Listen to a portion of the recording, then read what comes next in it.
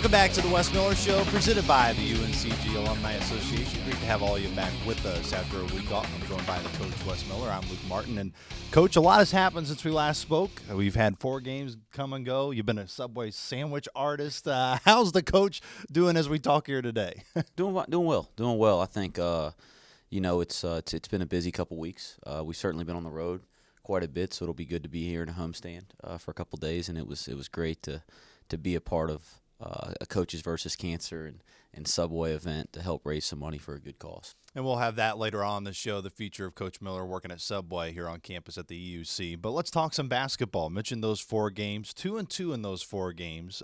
Started with the thrilling win against Furman in the Greensboro Coliseum and ended against the win against VMI over the weekend back in the Coliseum.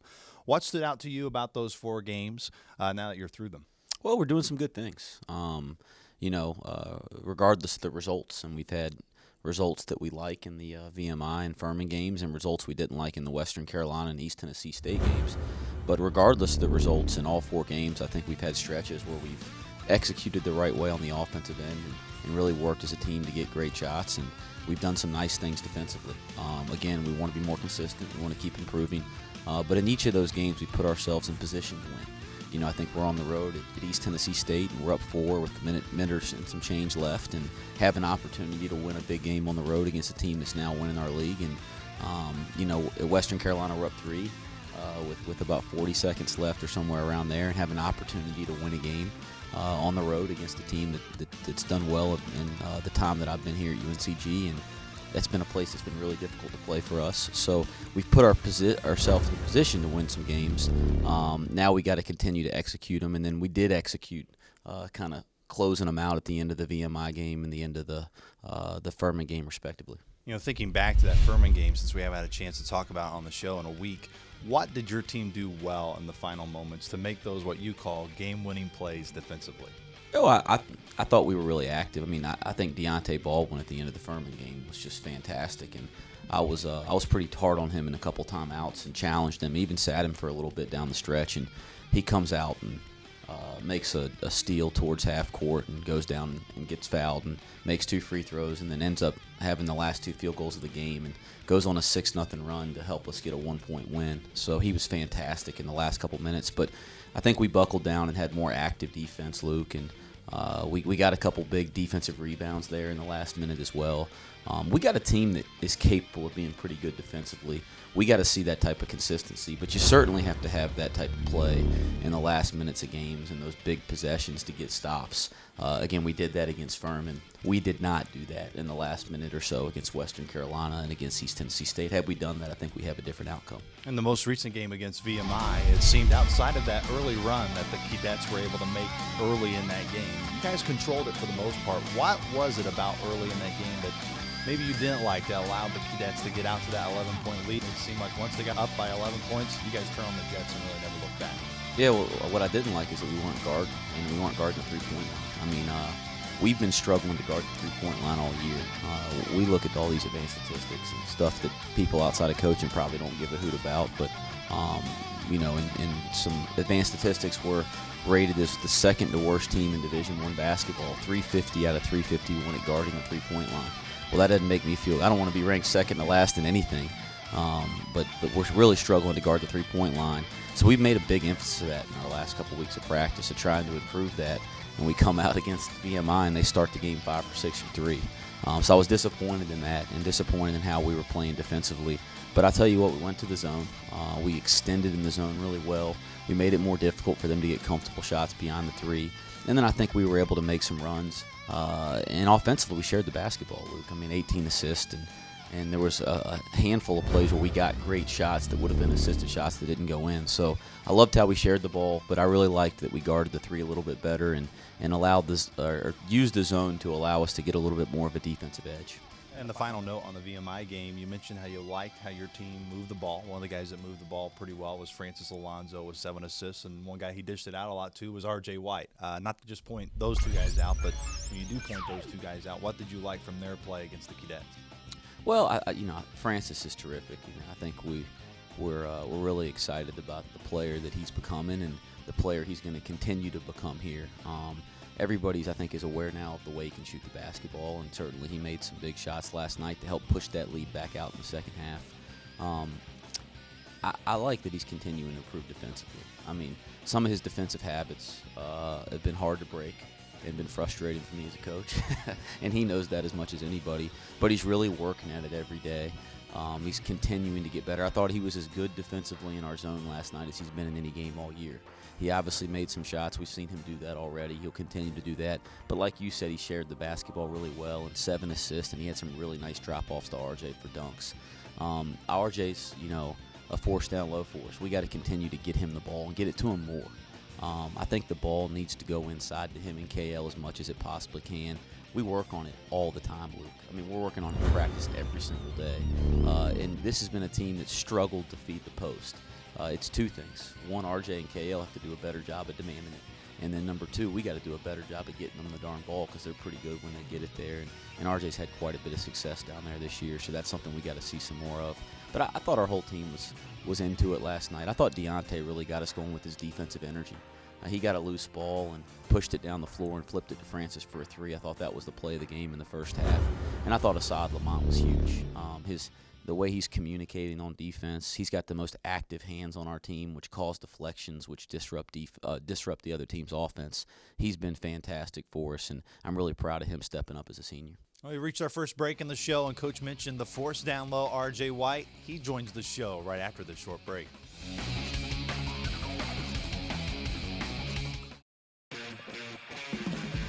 Someone just got a free 6-inch Subway sandwich.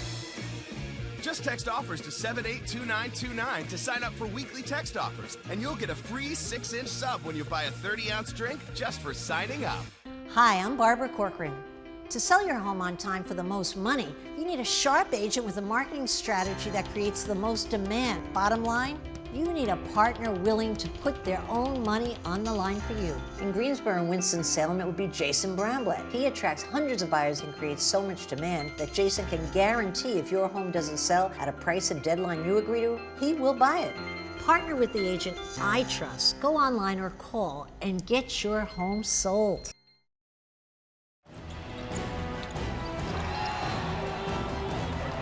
Alonso's going to drive in one more time to White. Reverse dunk by RJ. And a timeout at the VMI bench. Troy from the SoCon logo to White. Oh, one harm stops it down the grill of the ETSU Buccaneers. Welcome back to the Wes Miller Show, presented by the UNCG Alumni Association. We promised that the force down low, the man who wreaks havoc on the Southern Conference, RJ White, would join the show, and he finally joins us here on the Wes Miller Show. It's been a while to try to get RJ on the show. His PR staff has kind of been hard to handle with because your schedule is just so difficult, but it's great to see that they made way and you can come on the show. How's everything going for you, RJ? First of all, I was glad to be here. Things are going well. I'm glad we got the win yesterday, so that's pretty exciting. How is it? You mentioned about getting the win yesterday and this 4-game stretch for you guys. You've been able to go 2-2, 500. But it seems like no matter what happens to you guys, whether it's a last-second defeat at East Tennessee, an overtime loss at Western Carolina, it seems like nothing happens to you. You guys come back and continue to fight, and you get a huge win against VMI. What's the feeling like in that locker room right now? It was just everyone was just really happy about just the way we were fighting at East Tennessee and Western. We were there. Then they hit a last-minute 3 or go on a last minute stretch. And previously our team would have crumbled down 10 minutes before that. So we all see signs of improvement that we just want it, and we're going to keep on fighting until the game's over. So we just been working on that in practice, and I guess it showed at VMI. It was kind of a learning experience because this was our first game where we had a pretty big lead going in the first half, and so the second half we kind of played sloppy. So that was a new learning experience for us too. Now that we're starting to understand how to play together, do what we have to do, we just need to learn how to play the whole 40 minutes like that, and then we should have more games like that where it's just fun and up tempo like it was last night. 5 straight games in double figures for you. What's been the key to that? How have you been flourishing on the floor? What's been key to your success? Like I said, just demanding the ball, taking shots that come to me easy, not trying to force anything crazy. Our guards doing a good job in going downhill and just giving me easy dump offs for easy layups and dunks past 2 games. So that's mostly it. Thank the guards. Thanks to all the guards. Francis, Alonso, Deontay, RJ loves you, which I think they already know that. But moving forward, what you mentioned this team, and you said how your presence has allowed outside shots to happen. In all of that, do you like where this team is heading? Do you like this whole as a group from the continuity aspect, but also the improvement you guys seem to be making on the floor each and every game? Yeah, I really like where this team is headed. Just like every game, every practice, I can just see us taking one step forward, and that's just really good to see after a lot of close games, just losing by like 1 single-digit points. So just every practice, it's like even practices have gotten more challenging, more fun. Our scout team's just been pushing us, and that allowed us to like simulate like a real game. Like our practices are starting to be harder than games are. So it's making the games easier in some sort of way. So I really like where this team's going. I know you can't really look ahead or really take any game different than another because every game is important in league play. But knowing you have the preseason favorite coming in Thursday night, Chattanooga, who's continuing to hit on all cylinders. They've only lost 3 times this year. They've beaten a lot of really good competition. Does that for you, because I know you're a big competitor guy, does it amp it up a little bit this week? Is it a little bit different knowing you have, and not just Chattanooga, but you have Sanford as well coming in, 2 really good teams that are in the upper half of this league. Does that kind of amp things up as you work in preparation? Oh, yeah. Practice is definitely going to be more challenging, a lot more fun the next 2 days before Chat. A lot of the guys on the team are excited for Chat, too, because we had like 2 close games last year. So it's kind of like revenge on our next time playing them. And for me, just because they got Toyo on their team, and he's another good center. But I got in foul trouble last year, so I'm looking to see how he can guard me next game. So. Well, we will see what happens with R.J. White. We know that White's going to be ready in the Spartans, and if that's so, it should be 2 very entertaining games on Thursday night and Saturday against Sanford and Chattanooga. RJ, appreciate the time. Thanks so much for coming on the show. I liked you being on the show. I think we got a good vibe. I think we need to do this more often, don't you? Every week, if possible.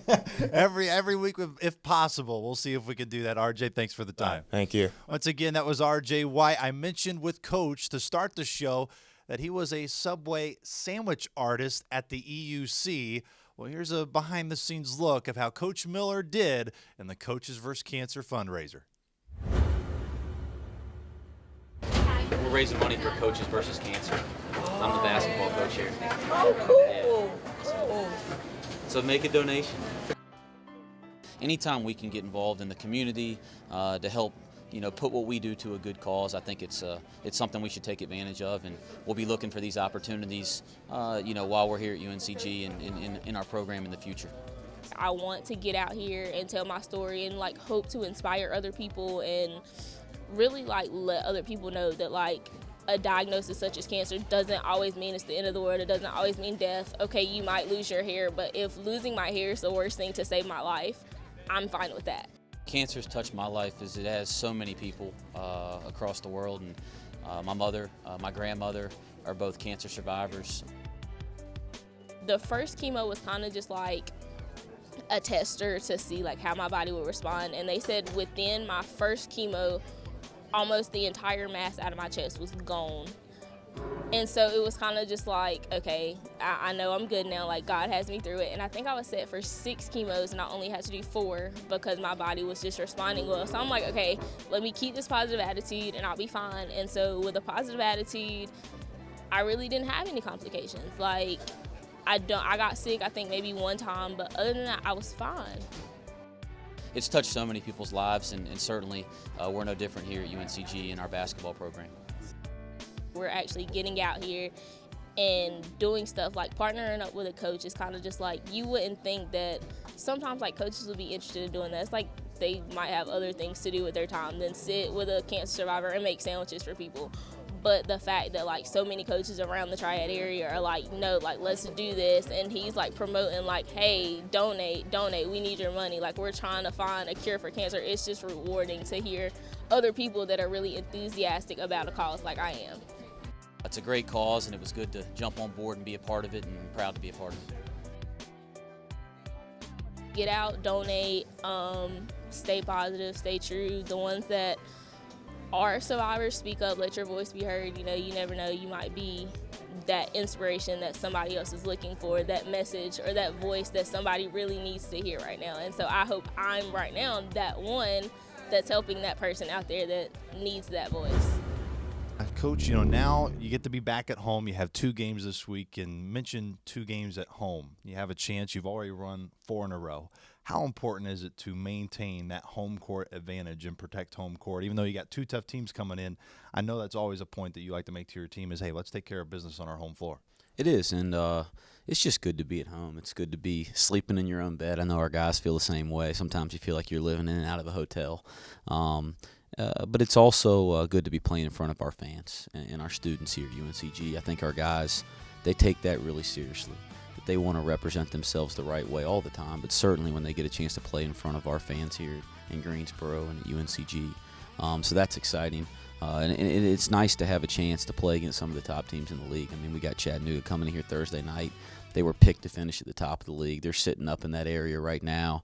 And if you want to climb that ladder in conference play, you got to take down the teams that are at the top of that ladder. And Chattanooga's one that's been there, and I think will continue to be there throughout the year. So it's a big time opportunity for us. And then you said it as well. Anytime you're on your home floor, you want to protect it, Luke. And we certainly have that mentality here too. You know, the Mocs, they've been out.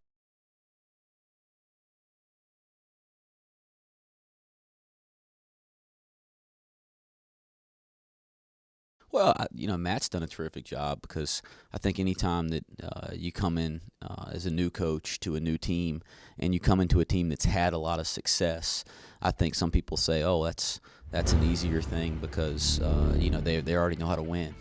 I think it's more difficult in a lot of ways because you're trying to come in and establish the way that you want to do things. But you have a bunch of guys that have had success doing it maybe a little bit different. I think he's come in with an unbelievable balance of letting those guys be themselves and also establishing a little bit different of a style play than what Will was doing down there. And you see the type of success. It's like they've kind of just hit the ground and been running. They had as good of a non-conference run as anybody's had since I've been here at UNCG in the Southern Conference, with wins against people like Dayton in Illinois and Georgia and others. Just an amazing non-conference slate, so you know how dangerous they are, and they've gotten off to a really good start in conference. But it's a veteran team with guys that know how to win, that know how to make plays.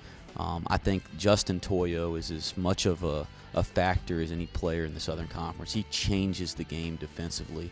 I thought he did that for him last year, and I think he's doing it even at a higher clip this year for Matt. So, I think that they're terrific. I think Matt's doing a terrific job in his first year, and they're as formidable a foe as we're going to see in this league. And like you said, big-time opportunity for our guys here on Thursday night. My last question to you, I think I know what your answer is going to be. But if you guys want to walk away from this week with 2 wins or at least 2 competitive games, what do you guys have to do? There's no such thing as a bad win in conference play. So we'll take them any way we can get them. And, again, I'm only thinking about one, and that's Thursday night. We get one there. Hopefully we can get another one Saturday. But they're all going to be tough in conference. But, yeah, any win's a good win, Luke. We'll take them all. That does it for the Wes Miller Show this week. We appreciate the time that Coach gives us each and every week. For everybody in Spartan Athletics, for RJ White, who joined the show earlier, I am Spartan saying so long, go Spartans.